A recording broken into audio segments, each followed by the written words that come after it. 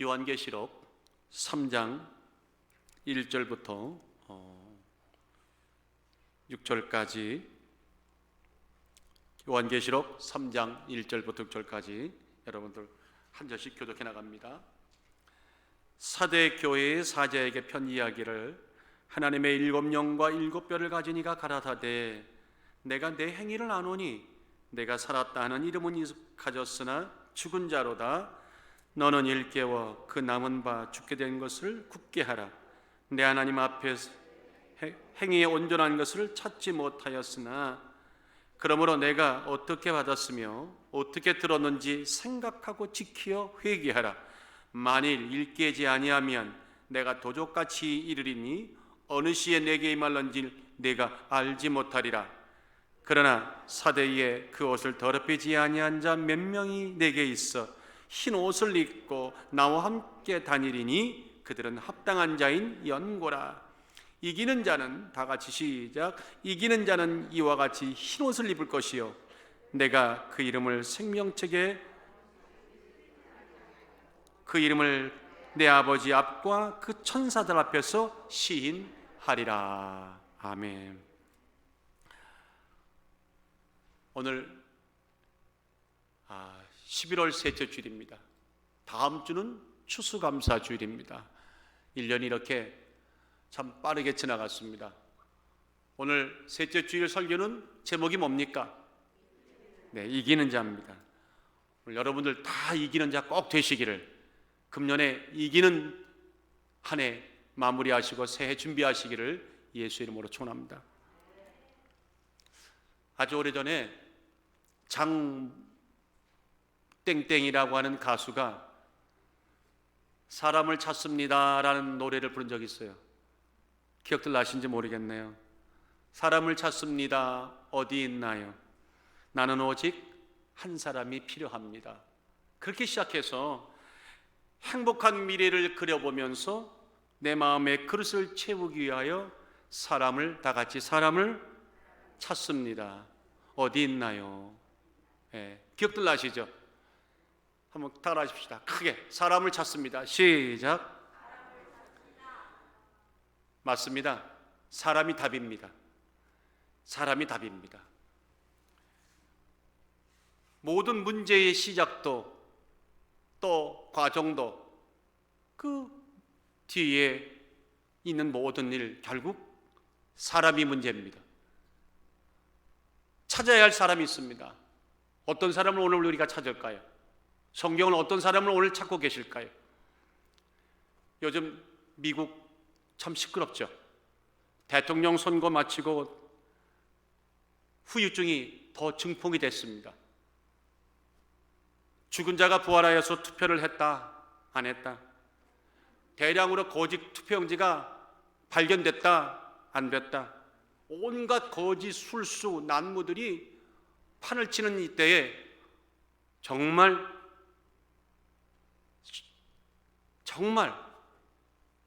한 나라를 책임질 대통령을 뽑는 이 중체대한 일에 이렇게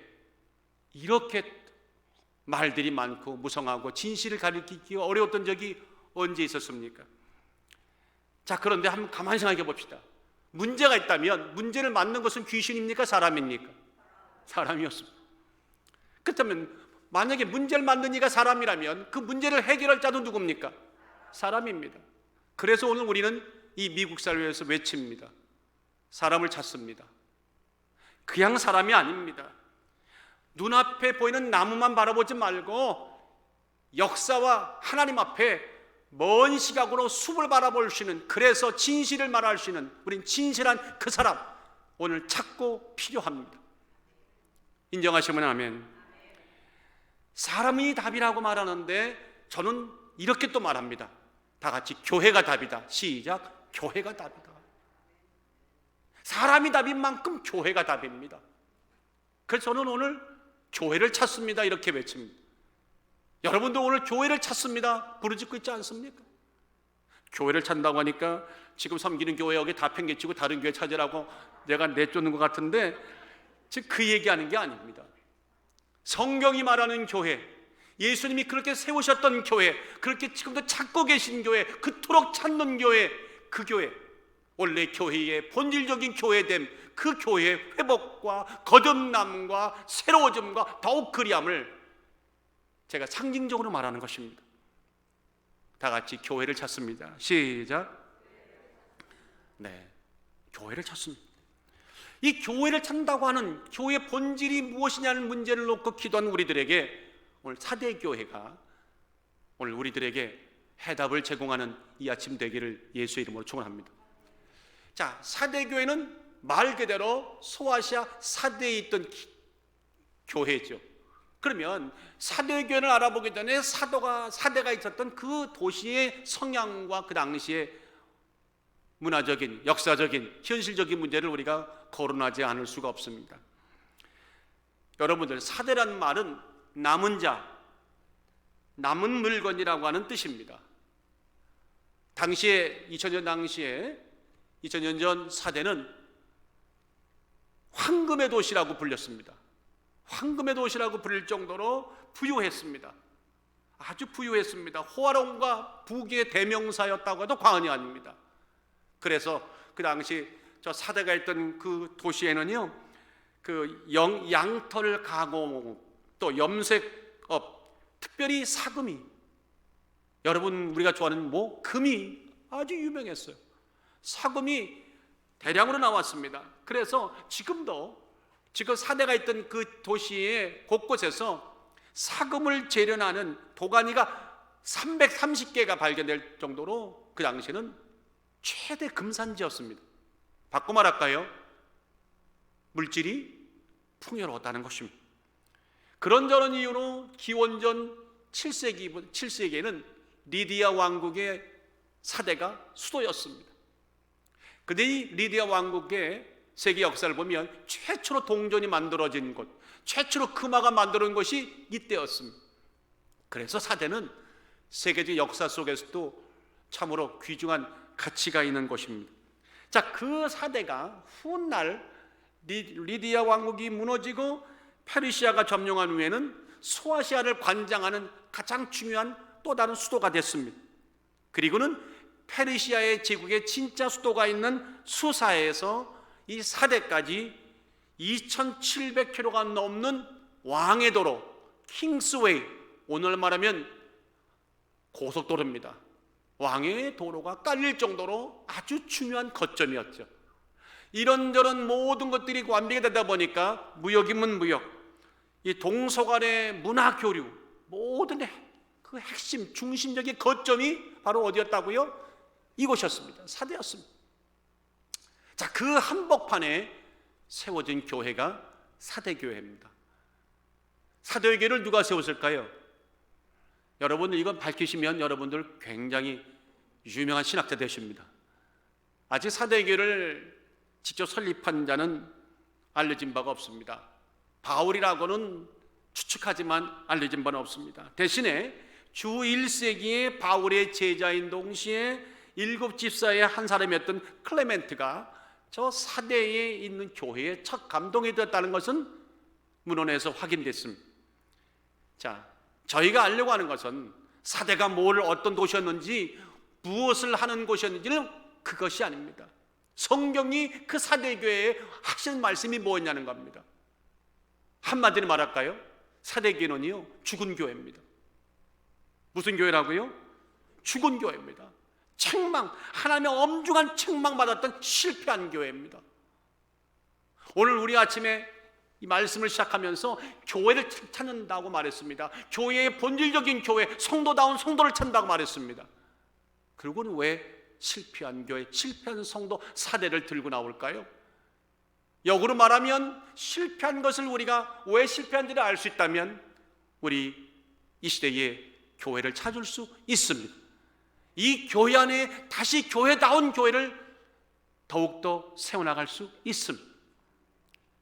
혼잡한 이 미국을 건질 수 있는 하나님의 능력을 구하는 부르짖는 수많은 교회들이 오늘 다시 거듭날 수 있습니다. 믿으시면 아멘.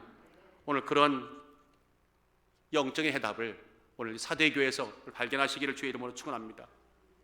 한번 따라하십시다. 신앙의 간절함, 곧 영적 몸부림이 없는 교회가 무슨 교회라고요? 죽은 교회다. 시작. 신앙의 간절함, 곧 영적 몸부림이 없는 교회는 곧 죽은 교회다. 세상과 부대낌이 없는 교회, 죽은 교회입니다. 우리가 교회가 다워지려면요, 성도다워지려면요, 잠자는 사람들이 아닙니다. 부대끼는 성도들이죠. 진실에 관해서 진실을 말할 수 있는 사람들, 세상과 눈치 보는 것이 아니죠. 그래서 부대낌이 있어요. 여러분들 오늘 성경에 보세요. 사도교회가 왜 책망을 받았다고 하던가요? 결정적인 이유가 뭐라고 말합니까? 1절 하반절에 있습니다. 우리 1절을 한번, 하반절 어디냐면 가라사대입니다. 다 같이 읽어봅시다. 시작. 가라사대, 내가 내 행위를 아노니 내가 살았다는 이름은 가졌으나 죽은 자로다. 사대교회 성도들의 행위를 아시는 하나님, 그래서 네가 살았다는 이름은 있어요. 그런데 영적으로 죽었다는 겁니다. 여러분들, 사대교회가 당시 사람들의 눈길을 끌기에 아주 화려한 교회였습니다. 아주 모든 것이 잘 갖춰진 교회였습니다. 이 시대의 현대적인 교회를 보는 듯합니다. 목사님, 그건 목사님 생각이시죠? 안 그래요? 내가 살았다는 이름은 있으나 살았다는 이름은 가졌으나 여기에 대한 이 해석들을 원문에 가까운 성경들 보면 NIV에 뭐라고 나옵니까? You have a reputation of being alive. 교회가 마치 살아있는 것처럼 아주 활력 있게 그런 명성이 자자한 교회였다는 거죠. 그런가 하면 메시지 바이블 보면 You have a reputation for vigor and zest. 무슨 말입니까? 열정과, 비거는 활력이란 말이죠. 활정과 zest, 아주 그 뜨거운 활력들을, 열심들이 있는 그런 교회였다는 거예요. 경제적으로도 부유했을 뿐만 아니라 교회가 모든 조직이 뭐 하나 빠지는 것 없이 아주 괜찮은, 한번 따라하십시다. 누구나 알만한 교회. 지역에서 어느 교회 오면 그 교회, 사람들 생각이죠. 무엇 하나 빠진 거 없어요. 조직이면 조직, 경제력이면 경제력, 모든 부서들이 막 뜨겁게 열성적으로 막 돌아가는.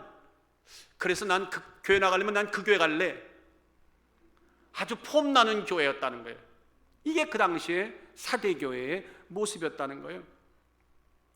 그런데 그런 사대교회, 진짜 괜찮은 교회라고 묻었는데 성경의 최종 판단은, 결론은 뭐라고 그랬습니까?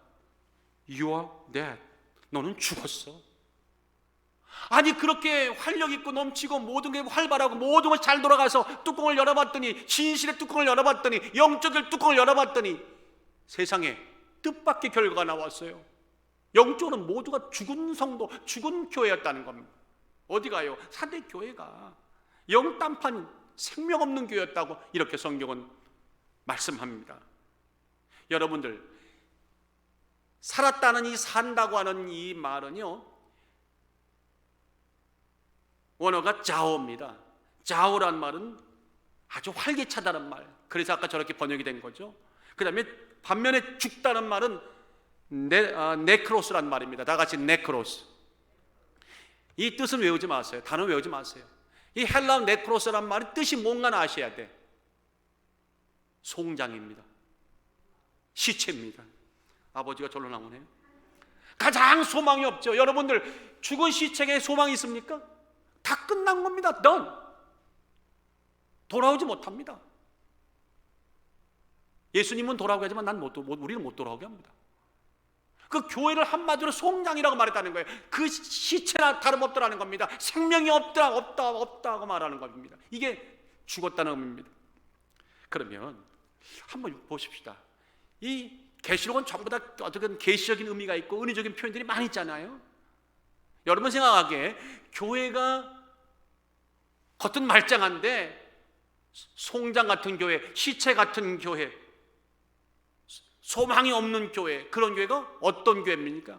어떨 때 교회가 그런 모습이 됩니까? 여러분들이 현명하시니까 이미 아실 거예요. 교회는 말입니다, 생생하게 살아있는 어떤 열기라든가 사기라든가 뜨거움이라든가 그런 모든 것들, 영적인 기운을, 생기를 가져오는 가장 중요한 요소, 다 같이 절박함, 긴장감. 교회요, 절박감이 없고 성도들이 어떤 신앙생활에서 긴장감과 절박감과 몸부림이 없으면요, 무엇이 다 갖추었다 하더라도 그 사람이 이미 죽어가고 있는 겁니다. 어떻게 생각하세요?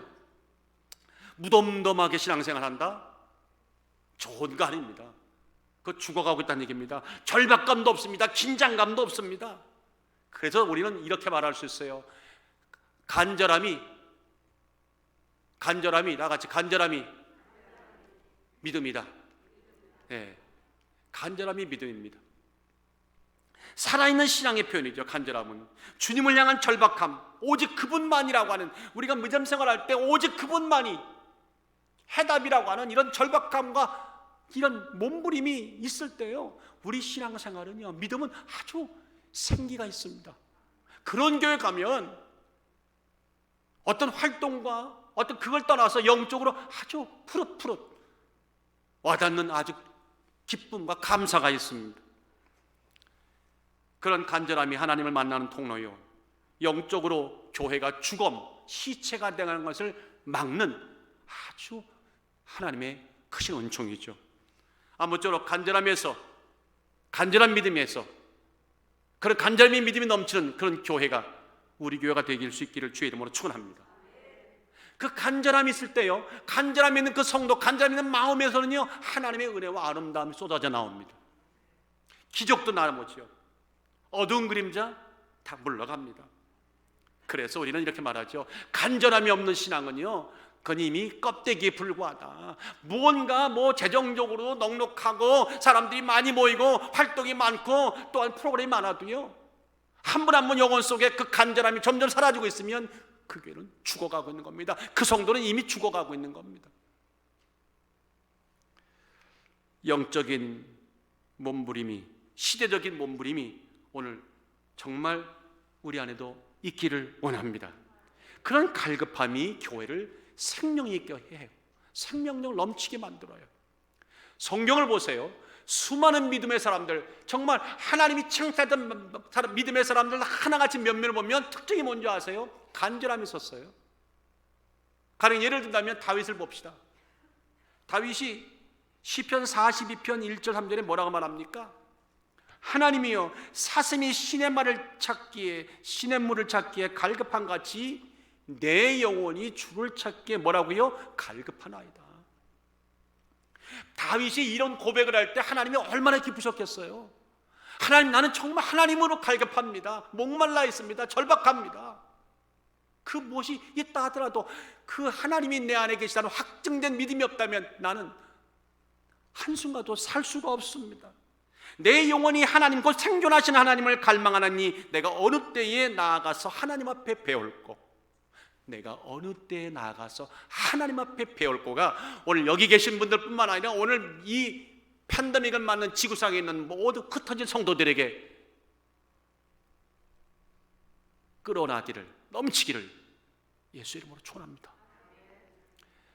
여러분들 3년 6개월 동안 비가 안 왔다고 생각해 보세요. 상상이 되십니까?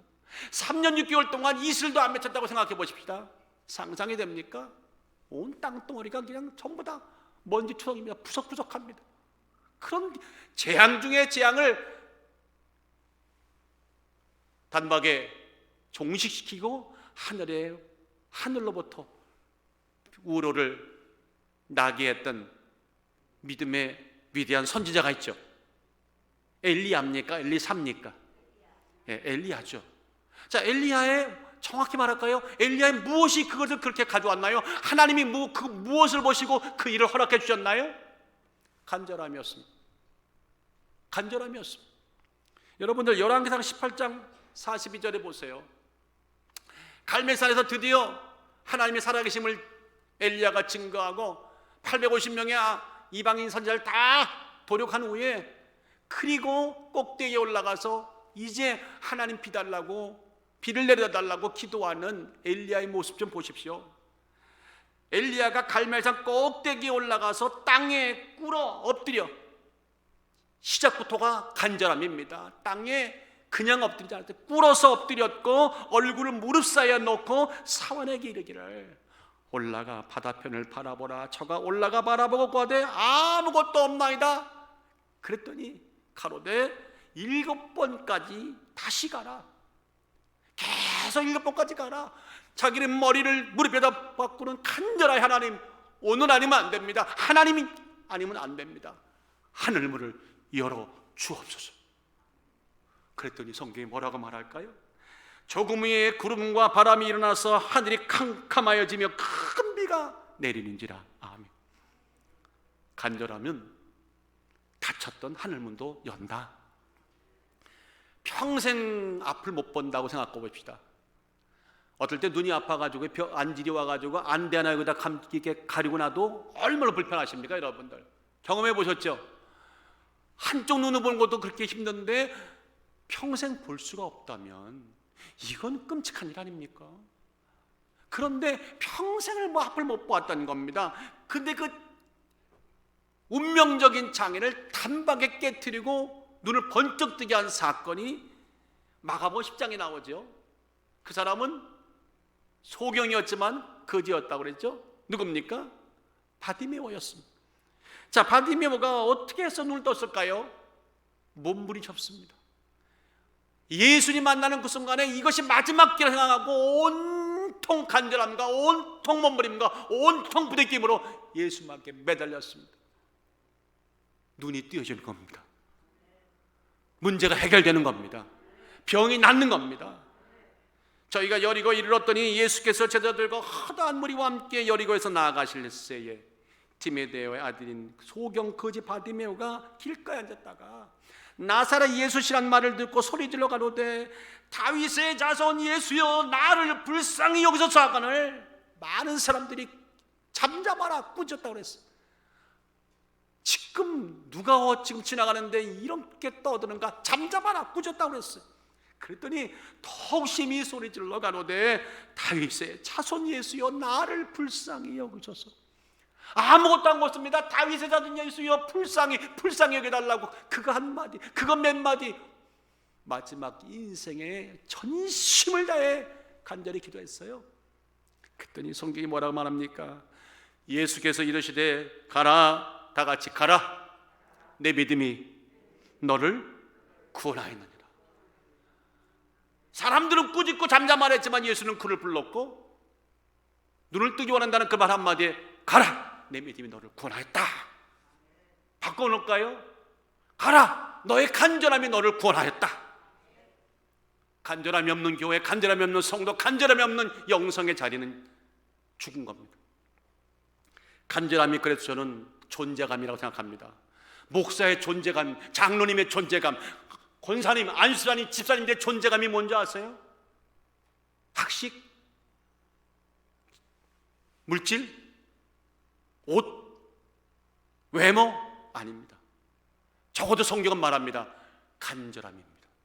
다 같이 간절함이 존재감이다.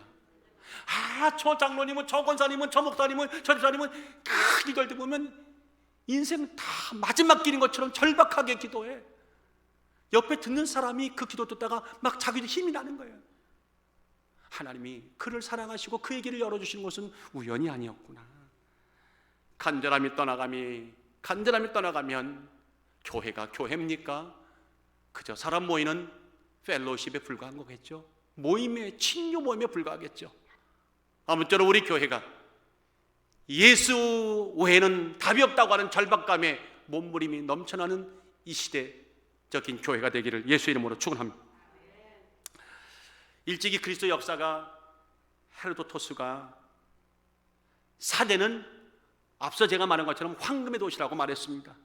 그 황금의 도시 별명만큼이나 사대는 너무나 사치스러웠고 너무나 쾌락을 즐겼고 너무나 모든 것이 갖춰진 교회였다는 거예요. 방만했다는 겁니다. 그것이 도시를 휘감았던 도시 정신이었어요. 그런 도시 정신 한복판에 교회가 세워졌습니다. 은혜죠. 감사였죠. 그래서 그 교회가 세상적인 세속과 정신을 전부 다 빨아들여서 예수의 보혈로 씻길 줄 알았어요. 그런데 역현상이 일어났습니다. 화려함과 부염의 한복판에 있던 교회가 점점 그 세속의 영과 손을 잡았고, 세속의 도시의 정신과 함께 걸어갔고, 맹렬히 부딪히기보다는, 안타깝게도 그 괴물과 맞서 싸우기보다는 타협을 냈고, 그 정신이 교회로 슬쩍 사람을 통해 들어오더니 온통 교회가 그런 식으로 변질돼 갔습니다. 나태해졌습니다. 쾌락을 즐거워하게 됐고, 무엇을 많이 가진 것을 자랑하는, 내가 가진 것이 뭔가를 자랑하는 교회가 됐습니다. 하나님은 뭔가 가진 걸 자랑하시냐, 어떤 존재로 변화된 것을 기뻐하라 말씀하십니다. 그래서 그런 교회가 끝이 어디입니까? 침몰입니다. 영성은 온데간데였고 엄중한 하나님의 책망만 임했어요. 그래서 오늘 1절 2절에 보니까 핵심은 뭡니까? 죽은 자로다. 그 다음에 뭡니까? 온전한 것을 찾지 못하였다. 오늘 1절 2절에 그렇게 말씀하지 않지 않습니까? 내 하나님 앞에 내 행에 온전한 것을 찾지 못했다는 거예요. 여러분들, 거룩함의 영성의 흔적을 찾아볼 수 있는 교회, 세상의 정신이 깊숙이 들어와서 성도들에게 언제부턴가 그냥 안주하고 안일한 마음을 가지고 형식주의에 빠지는, 요 근자에 우리 교단뿐만 아니라 아마 모든 교회들일 거예요. 이 팬데믹으로 해서 과거 1년 전에 10개월 전에 교회에 나오던 분들의 그저 반 50%, 40%, 많으면 60% 정도 성도들이 출석하는 걸 알아요. 어떤 교회는 더 적게 출석해요. 그러다 보니까 이런 얘기들을 해요. 어느 날 다 개척교회가 됐대요. 근데 그 문제가 쉽게 풀릴 줄 알았어요. 세월이 가다 보니까 이제는 목회자들도 뭔가 마음에 개척교회 같은, 뭔가 하려고 하면 모든 재지가 따라오는 그런 현실적인 문제에 봉착하게 됐어요. 성도들도 자꾸만 위축되고 교회가. 그런데 그런 속에서도 생명력이 있는 교회들, 생명 있는 성도들, 간절함으로 하나님과 부대끼는 사람들이 한 분 한 분 들어갈 때 교회가 살아난다는 거죠. 아무쪼록 우리는 숫자를 보는 것이 아니라 한 영혼이 갖고 있는 포텐셜과 영적인 가능성과 간절함이 교회에 새로운 생동감을 불어일으키는 놀라운 역사가 있기를 예수의 이름으로 축원합니다. 동물학자입니다. 세계적인 그런데 베스트셀러가 됐죠. 델리아 오웬. 저분이 저 책 가재가 노래하는 곳이라는 책을 썼는데, 그 가재가 노래하는 곳이라고 하는 그 책에 이런 얘기가 한번 나와요. 낙엽 얘기가 나와요. 낙엽은 떨어지지 않는다, 날아가는 것이다. 낙엽은 떨어지지 않는다, 날아가는 것이다. 낙엽은 자기 땡의 공간을 즐기며 하늘로 멋지게 치솟는다. 저기 보시는 저 내용입니다. 참 말이 멋있지 않아요? 보는 시각과 의식이 달라요. 여러분들, 우리가 보통 볼 때 낙엽은 낙엽이 멋지게 하늘 날고 있어 이렇게 말합니까? 낙엽은 꼭 말하더라고, 힘없이 떨어지네. 생명을 다했네. 그리고 옷을 이렇게 접히고는 그 앞에서 뭔가 사색의 얼굴로 죽어가는 듯한 얼굴로 눈을 지그시 깔고, 인생이 뭔가 이렇게 읊조리잖아요. 근데 이 오해는 달랐어요. 아니라는 건 낙엽은 날아가고 있다는 거예요. 자기의 때에 자기의 공간을 마음껏 날아가고 있다는 거예요. 제가 이 내용을 보면서 무슨 생각이 드는가 하면, 영적으로 거듭나는 사람, 영적 충만한 교회와 성도가 이런 시각과 이런 모습이다. 어떤 모습이냐면, 세상 다른 사람들이 볼 때 오늘 이 시대 팬데믹에 놓인 교회들과 성도들은 뭔가 힘을 잃어버린 것 같고, 뭔가 구심점을 잃어버린 것 같고, 추락하는 것 같고, 떨어지는 것 같은 아주 그런 무기력한 존재같이 그에게 보일 것입니다. 근데 그렇잖아요. 복음이 살아있고 예수가 살아있는 교회 들어보세요. 그들은 착각하고 있는 거예요. 생명다한 낙엽에 떨어짐, 추락이 아니라 도리어 그 세상을 향해서 열렬하게 투쟁하고 열렬하게 팬데믹 이후에 다가올 새로운 시대의 변화를 미리 읽고 기도하는 그런 여러분 같은 성도님들이, 오늘 이 말씀을 듣는 모든 그런 여러분 같은 충만한 성도들이 이 땅에 얼마나 많은지 알 수가 없습니다. 바알에게 무릎 꿇지 않은 영적인 3,000명이 여기에 이 지구에 그 충만한 숫자가 아직도 남아있는 줄 믿습니다. 새롭게 맞이할 봄, 이제 봄이 다가올 거 아닙니까? 그 새로운 시작을 위해서 오늘 믿음의 공간을 아낌없이 날아가는 낙엽의 이 비상이 꼭 교회의 모습이어야 된다. 사대교회는 그것이 없었지만 우리 교회는 오늘 그것이 살아나기를, 더 있기를 예수 이름으로 축원합니다. 그런가 하면 어떤 교회가 죽은 교회입니까? 하나님 앞에서 하나님 보시기에 온전한 행위가 없는 교회. 여러분, 온전한 행위가 사라진 교회, 무엇을 가지고 있고 많은 사람이 모여도 이미 죽은 겁니다. 이게 무슨 뜻일까요? 여기 2절에 보니까 너는 일깨워 그 남은 바 죽게 된 것을 굳게 하라. 내 하나님 앞에 내 행위에 온전한 것을 찾지 못하였다고 책망했습니다. 그리고 죽었다고 말하죠. I have not found your deed completed in the sight of my God. 내 하나님 목전 앞에 있는 너네 교회의 존재를 보니까 사대교회가 완성된 아주 은혜로운 온전한 행위가 하나도 없더라는 거예요. 발견할 수가 없더라는 겁니다. 여러분, 이 온전하다는 말이요, 헬러 말로 원어로 플레루예요. 다 같이 플레루. 이 플레루라는 말은 완전하다는 말도 되지만 충만하다는 뜻입니다. 성령의 충만함을 받으라 할 때 같은 단어예요. 그러니까 충만한 행위가 없더라는 겁니다. 술 취하지 말라 이런 방탕한 것이니 오직 성령의 충만함을 받으라, 예배소의 말씀 같은 단어예요. 바꿔 말할까요? 성도들을 보았더니 모든 게 다 외형도 뭐 하는 말 폼새도 다 좋더라는 거예요. 근데 가만히 보니까 말만 번지르하더라는 겁니다. 그 내용과 마음을 보니까 온전한 마음, 충만한 마음이 보이지 않더라는 겁니다. 행동에 충만함이 서려있지 않더라는 겁니다. 말과 행동이 일치하지 않았고 따로 놀고 있었고, 그런 사람들은 어떻게 하느냐? 하나님의 뜻과 거룩은 뒷전입니다. 주여 주여 부르짖고 있었는데 실제 하나님의 거룩의 문제에 관한 나오고 나면 내가 원하는 것과 하나님의 거룩을 저울질해보곤 내가 원하는 것을 쫓아가는, 그래서 온전한 행위, 진실에 대해서 진실을 요구하고 진리에 대해서 나를 그것서 던질 수 있는 그런 행위가, 충만한 행위가 없더라는 거예요. 어디에? 사대교회.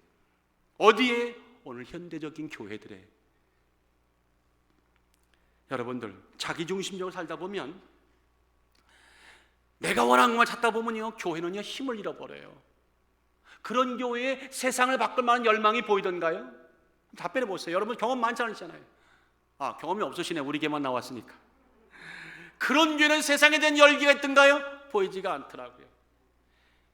잘못된 것에 대해서 꾸짖을 수 있는 용기가 있던가요? 그것도 없습니다. 변화의 의지도 없습니다. 선한 여행, 영향력, 잠꼬대죠. 너희는 세상의 빛과 소금에 대한 예수님 말씀은 그저 하나의 읽는 암송 구절에 불과하지, 교회는 그럴 만한 힘도 의지도 열망도 없어요. 이게 사대교회였습니다. 그래서 성경은 말하죠. 그런 교회가 봤더니 주여 소리는 왜 이렇게 큰지 모르겠더라.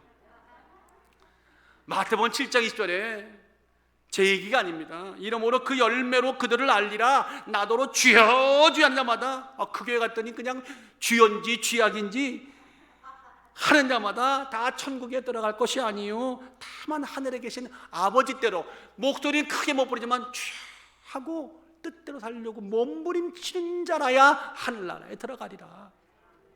다 같이 아멘. 여러분들, 하나님 앞에서 말입니다, 온전한 행위는 바꿔 말할까요? 온전한 믿음인 것이죠. 하나님 앞에 온전한 행위는 온전한 믿음으로 증명되죠. 또한 온전한 행위는 믿음으로 또 승화되기도 합니다. 그래서 한번 저 내용을 제가 썼는데 한번 같이 한번 읽어볼까요? 시작. 믿음은 온전한 행위로 증명이 되고 온전한 행위는 믿음으로 한 단계 승화되는 겁니다. 그러니까 믿음과 행위가 분리될 수가 없죠. 온전한 믿음은 온전한 행위고, 온전한 행위는 또한 온전한 믿음이 되는 겁니다. 인정하시면 아멘. 제 얘기입니까? 아닙니다. 야고보 사도는 일찍이 말했습니다. 2장에 내가 보거니와 당신들이 보거니와 믿음이 그의 행함으로 함께 일하고 행함으로 믿음이 온전케 되었느니라. 믿음은 행함과 같이 움직이고 그 믿음은 행함으로 온전케 돼간다는 거예요. 믿음다운 믿음으로 이제 거듭 나간다는 얘기죠. 그러므로 영혼이 없는 몸이 죽은 것 같이 행함이 없는 믿음은 죽은 것이라 산 것이라. 죽은 것이라. 우리는 알기를 너무너무 잘 알고 있어요.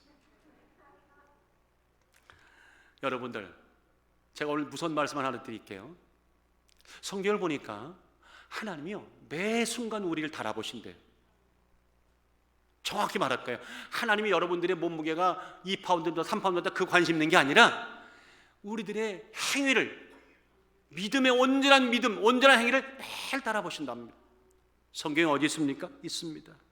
사무엘상 2장 3절에 심히 교만한 말을 다시 하지 말 것이며 오만한 말을 너희 입에서 내지 말지어다. 여호와는 지식의 하나님이시라 행동을, 다 같이 행동을 달아보시느니라. 이게 완료예요. 계속 이어지는 거예요. 행동을 매일 달아보신대요. 제가 이 말씀 듣다가 참 찔끔했어요. 제가 아침마다 일어나면, 새벽에 일어나면 제일 먼저 가는 곳이 있어요. 화장실 가가지고 몸무게 달아봐요. 회개합니다. 근데 순간 오늘 아침에 몸무게 달다가 이 말씀이, 내가 저에게 주신 말씀을 이렇게 준비하다가 갑자기 또 다시 떨어지면서 이제 몸무게 체중기 달지 말고, 체중기로 몸무게 달지 말고 영적 몸무게 얼마 나가는지 따라봐 이 친구야. 그런 마음이 들어서 얼른 내려왔어요. 근데 잠언서 16장 2절에는요 아주 맛깔스러운 아주 중요한 말씀이 나와요. 사람의 행위가 자기 보기에는 모두 깨끗하여도 여호와는 심령을 감찰하신다. 이 감찰하신다는 말이 이게 무게를 달아본다는 타칸이라고 하는 히브리 말로 타칸이라고 그래요. weight, measure, 달아보는 거예요. 여러분들, 하나님이 우리의 마음과 우리 중심을 달아보신대요. 재보신대요. 저울질해 보신답니다. 자, 이 얘기를 갖고 심령을 달아보시는구나, 행위를 달아보시는구나 할 때 제일 먼저 떠올랐던 것은 저에게는 에서가 떠올랐어요. 누가 떠올랐다고요? 에서가 떠올랐어요. 여러분들은 성경에 회박하시니까 물어봅시다. 야곱과 에서가 있지 않습니까? 설명 안 할게요. 에서는 야곱의 사기에 말리던 시대적 아주 악랄한 사기에 말리던 희생양입니까? Yes or no? Yes요, no요? 확실하세요? Yes or no? No. 교묘한 술수 함정에 빠져서 장자권을 빼앗긴 너무 할 말이 많은 아주 무고한 피해자라고 생각하십니까? Yes or no? 다들 노시네. 아멘. 노입니다. 에서요 결코 억울할 거 없습니다. 핏대 올릴 필요 없습니다. 하나님이 이미 그를 달아보니까 그의 심령을 달아봤는데 불합격 판단받았습니다. 성경 어디 있나요? 있습니다. 히브리서 12장 16절에 이렇게 말합니다. 음행하는 자와 혹 한 그릇 식물을 위하여 장자의 명분을 판 에서와 같이 망령된 자가 있을까 두려워하라. 한국말은 망령됐다고 했는데 이게 망령됐다는 말이요 베베로스란 말입니다. 헬라 말로 베베로스란 말인데 베베로스란 말은 걷다. 내가 걷다라고 하는 마이노란 단어와 문지방을 뜻하는 벨로스의 합성어입니다. 그래서 망령됐다는 말은 뜻이 뭐냐면 문지방을 건너갔다는 겁니다. 나가면 안 되는데, 저길 나가면 안 되는데 나가지 말아야 할 곳을 지가 스스로 문지방을 넘어갔다는 그 얘기입니다. 이해가 되십니까? 하나님이 어떤 경우에도 예수에게 장자권을 줄 때는 그 장자권은 자기가 끝까지 부여잡고 놓치지 말아야 되는 거죠. 그런데 어느 날 사냥을 나갔다가 돌아와서 배가 고프니까는 그걸 교묘하게 노렸던 야곱이 붉은 줄 한 것을 이걸 줄 터이니 너 장자권 팔라 할 때에 망령되게 했다는 거예요. 어떻게? 넘지 마라 해서, 나가지 마라 해서 문지방, 그 문지방은 절대 넘어가면 안 되는데 팥죽 한 그릇에 목숨 걸다시피 하고 문지방을 훌쩍 넘어갔다, 그 얘기입니다. 이해가 되십니까? 앞으로 우리가 여러분들 기도하실 때에 하나님 망령되지 않게 해달라고, 그 망령은 우리가 말하는 망령이 아니라 문지방 넘어가지 않게 해달라. 하나님이 넘어가지 말라고 한 것은 절대 안 넘어가는 은혜가 있기를 예수의 이름으로 축원합니다. 진실한 사람은 문지방 넘어가는 사람이 아닙니다. 있으라고 하면 있어야 되는 거죠.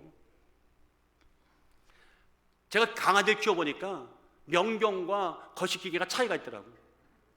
명견은 훈련 잘 받은 개는 먹이 그냥 갖다 놓고 먹지 마, 가만히 있어, 기다려 그러면 힘이 질질 나오는데도 그냥 기다려. 근데 우리 집 개는 1분 못 기다려. 1분은 기다리더라고. 1분도 참 많이 기다린 건데 하다가 슬쩍 눈치 쳐다보니 그것을 먹고 앉았더라고.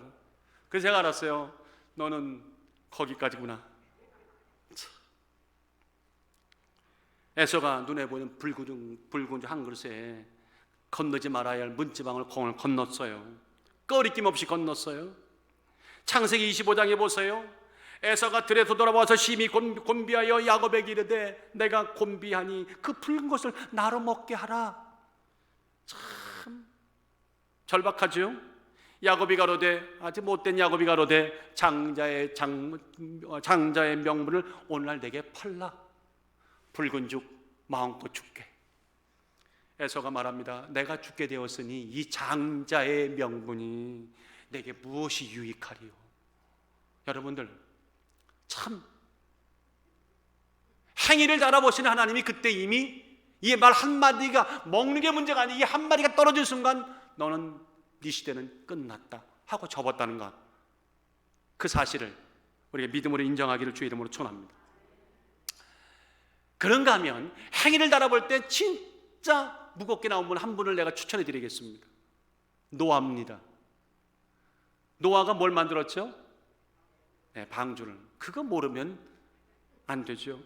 자, 방주를 만드는 그 과정 속에서요, 여러분 그거 아십니까? 방주를 만들 때에 하나님이 모든 이 지구상에 있는 생물 암수 한 쌍, 두 쌍, 세 쌍, 한 쌍이었어요? 확실합니까? 아니에요. 하나님이 왠지 바꿔버렸어. 말이 왔다 갔다 하셨어요. 무슨 말인가 하면 창세기 6장 19절에는 혈육 있는 모든 생물의 각기 암수 한 쌍씩을 방주에 드리라. 처음에는 그렇게 말씀하셨어요. 근데 중간에 하나님이 웬일인지 말씀을 바꿔버리시네요. 7장 2절에 보니까 모든 정결한 짐승은 암수 7씩, 부정결한 짐승은 암수 2씩, 공중의 새는 공기 나는 새는 암수 7씩 바뀌었죠. 한 쌍씩에서 정한 것은 암수 7쌍, 부정한 것은 암수 2쌍, 새들은 암수 7쌍, 그렇게 지분을 바뀌었어요. 성경에 보니까 노아가 남 쭉 일하는데 왜 자꾸 바꾸시는 거예요? 짜증냈다는 기록 있나요? 없어요. 그런데 또 바꾸시네. 정작 마지막 방주를 지었고 들어갈 때는 어떻게 했냐고 나오는 성경에 7장 15절에 보니까 무릇 기식 있는 육체가 둘씩 노아에게 나와, 암수 한 쌍이죠, 나와 방주에 들어갔으니 들어간 것은 모두 암수라. 그러니까 처음대로 들어갔다는 거예요. 여러분들,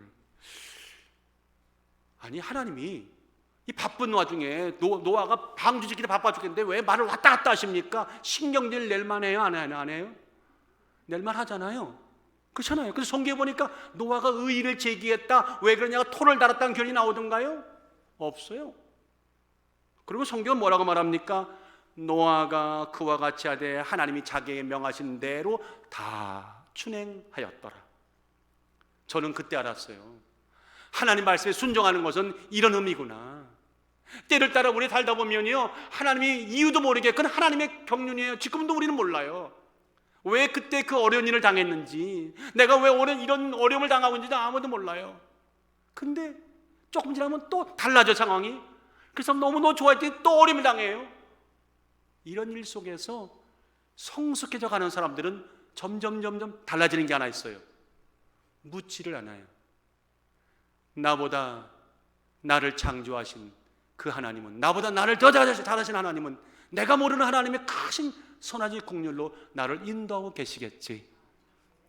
그리고는 묵묵히 순종하죠. 이 중심을 하나님이 달아보시고 온전한 행위를 보시고 하나님 노아를 이 지상에서 남겨두시게 하시죠.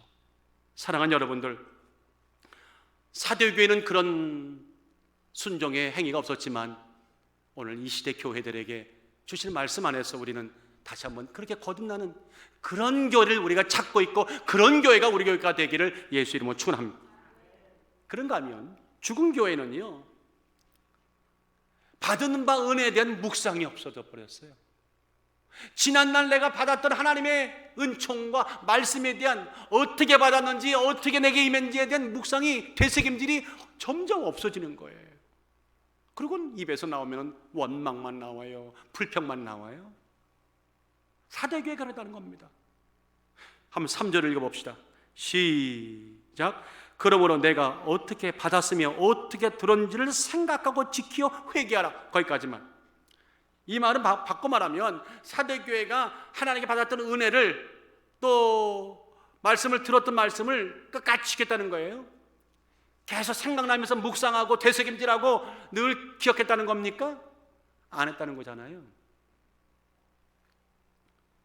하나님의 책망의 핵심은 그거예요. 내가 어떻게 받았는지를, 어떻게 들었는지를 그 생각을 지키지 못했다. 너는 영적 되새김질 묵상에 실패했다. 낙제점이라는 것이죠. 여러분, 되새김질과 묵상이라는 단어는 이런 면에서는 동의어예요. 동의어라고요.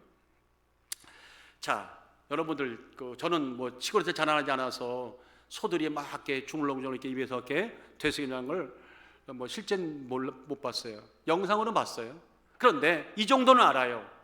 되새김질을 하려면 세 가지는 반드시 거쳐야 된다. 첫째, 토해내야 되겠죠. 위에 저장했던 거 끌어올려야겠죠.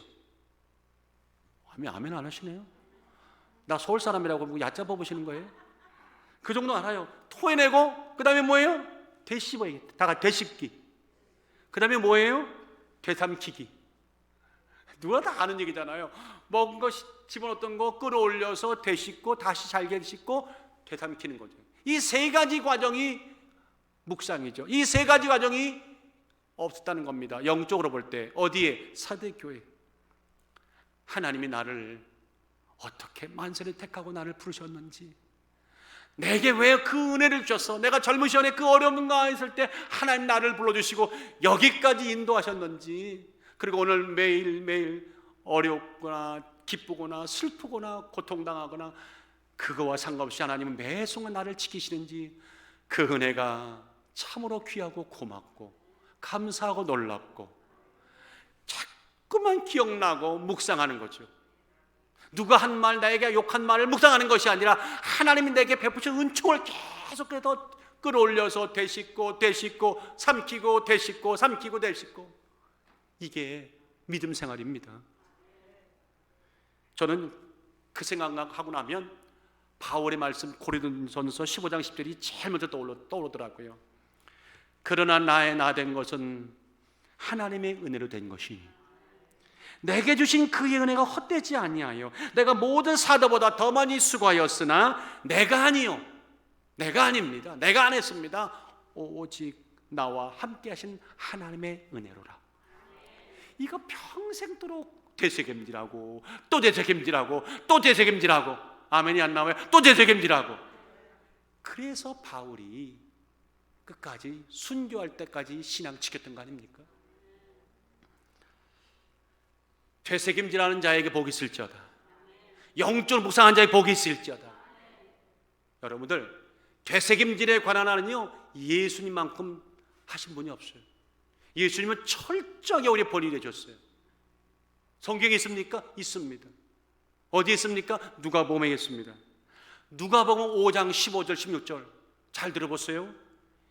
예수의 소문이 더욱 퍼짐에 허다한 무리가 말씀을 듣고 자기 병도 나음을 얻고자 하여 모여오되, 예수의 소문이 나니까 사람들이 막 몰려들었어요. 그 다음 말 중에요. 다 같이 예수는 물러가사. 이게 핵심이에요. 예수는 물러가사 한적한 곳에서 기도하십니다. 예수는 물러가사. 저 물러가사라는 단어가 뭐라고 나왔어요?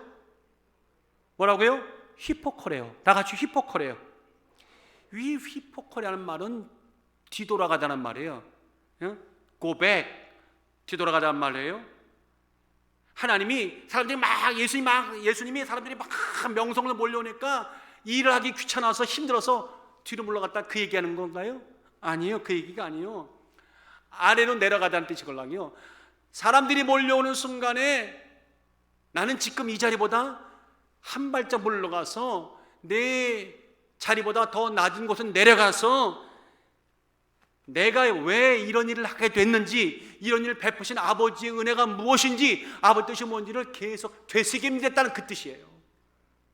예수의 3년 반 공생애 동안에 마지막 다 이뤘다, 그 고난의 시기를 겪고 마지막까지 가는 순간까지 주님의 그 힘과 능력은 언제나 사람들의 명성할 때 들뜨지 않았고 물러가서 되새김질했다는 거예요.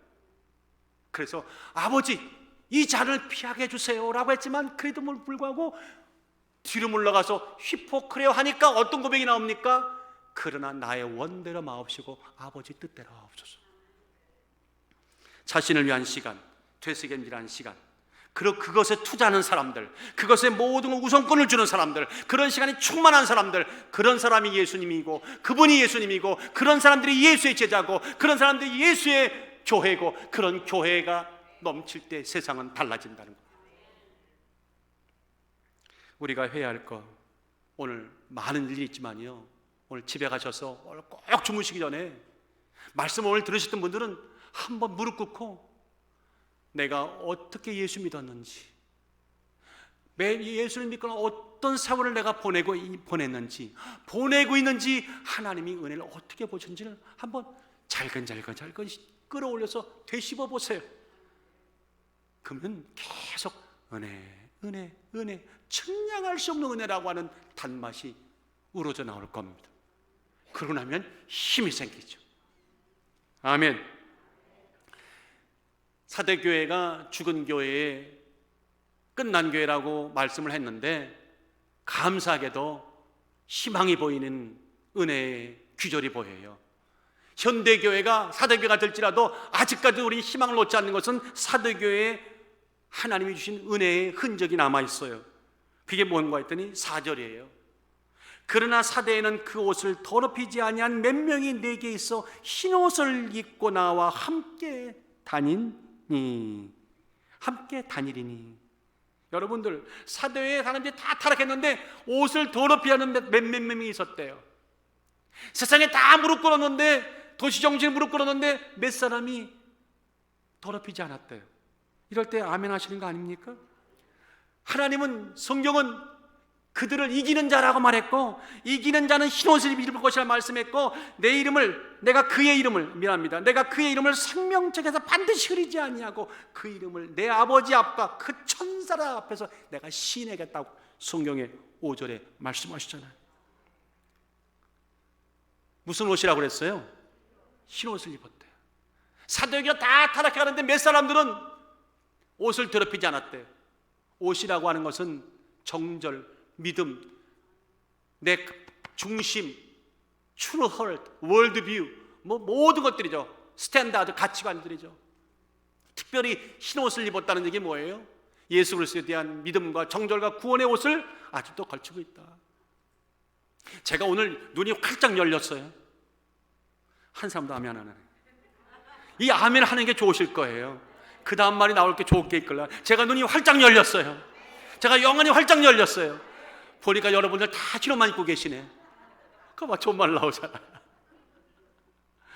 0.5인가 흰옷을 입었어. 예수의 오른 행실의 옷들을 걸치고 계시. 야, 여러분들, 이 흰옷이라면 일종의 메타포 아니에요? 은유 아니에요? 구원의 옷이에요. 이사야 61장 10절에 보니까 내가 여호와 일어나야 크게 기뻐하며 내 영혼이 나의 하나님으로 즐거워하리니 이는 그가 구원의 옷으로 내게 입히시며 의의 겉옷으로 내게 더하심이니. 아멘. 그래서 예배소서 4장 24절에도 늘 말씀합니다. 하나님을 따라 의와 진리의 거룩함으로 지으심을 받은 새 사람을 입어라. 잘 입어라. 사도교회는 그런 사람들이 있었다 없었다? 몇 명 있었다. 그래서 사도교회는 아직은 진행형이다. 현대교회의 팬데믹 때문에 많은 사람 넘어졌지만 아직 끝난 게 아니다. 누구 말대로 끝나야 끝나는 것이다. 요새 그런 말 이용하면 많이 하더라고요. 난 누구라고 말할게요. 아직 끝나야 끝나는 거예요. 아직 끝나지 않았어요. 우리 교회도, 지상의 모든 교회도 옷을 더럽히려는 사람들이 있다는 거예요. 여러분이 지키기를 주의 이름으로 축원합니다. 세상의 유혹에 물들지 아니하고 끝까지 진실과 진리의 입술을 다물지 아니하며 믿음의 열정과 구원의 간격으로 믿음을 지키는 믿음의 사람들이 오늘 우리 교회에 있고 지상의 모든 교회에 있습니다. 하나 재미난 말씀을 하나 드릴까요? 성경 밖에 실제 문을 보니까 2000년 전 당시에 주님이 살던 당시에는요, 바울이 살던 당시에 사대 지역에서는요, 옷을 좀 지저분하게 입고 다니거나, 잘 들으셔야 돼요. 이거 우리 미국에서도 해야 될 것 같아요. 옷을 꾀재재하게 입고 다니거나 아주 그냥 볼장산 입고 다니면 잡아다가 사대 시민권과 로마의 시민권을 박탈했대요. 지금 그 얘기를 자꾸 하시는 얘기야. 참 대단한 동네죠. 그러니까 사대의 페이필에 맞게 옷을 깨끗하게 깔끔하게 다 입고 다니라는 거예요. 여러분, 세상의 수 말입니다. 그 도시의 시민답게 옷을 정결하게 입고 있지 않으면 시민권을 박탈하는 판인데 하나님 나라는 오죽하게 되겠어요. 아멘 안 나오시잖아요. 겁나니까. 아무쪼록 의의 옷에 걸맞는 정절과 행실을 갖추시기를 주의 이름으로 축원합니다. 자, 오늘 설교는 마무리가 돼갑니다. 이제 마무리를, 결론을 집시다. 오늘 여러분들 어떤 옷 입고 계세요? 어떤 마음의 옷을 입고 계십니까? 세상은 점점 타락해져 가고 세상은 점점 도시 정세에 함몰돼 가는 이때 옷을 더럽히지 않는 몇 명의 우리 교회가 들어가 있습니까? 돌아보십시다. 오늘 주님은 신앙의 절박함, 간절함이 없는 교회는 죽은 교회라 말씀합니다. 하나님 보시기에 온전한 믿음의 행위가 없는 교회, 없는 성도에 무언가를 다 갖췄다 하더라도 그는 죽은 성도, 죽은 교회라 말씀합니다. 하나님의 말씀과 그동안 주셨던 많은 은혜에 대해 계속 되새김질하는 그런 성도가 없는 교회, 그런 분위기 아닌 교회는 수천 명, 수만 명이 모여도 죽은 교회. 얼마나 정확하십니까? 우리 이 시간 살아있는 게 됩시다. 이 시간 살아있는 성도 됩시다. 다시는 우리 입에서 사람을 찾습니다, 교회를 찾습니다는 말이 안 나오기를, 이것이 마지막 부르짖음 되기를 예수 이름으로 축원합니다.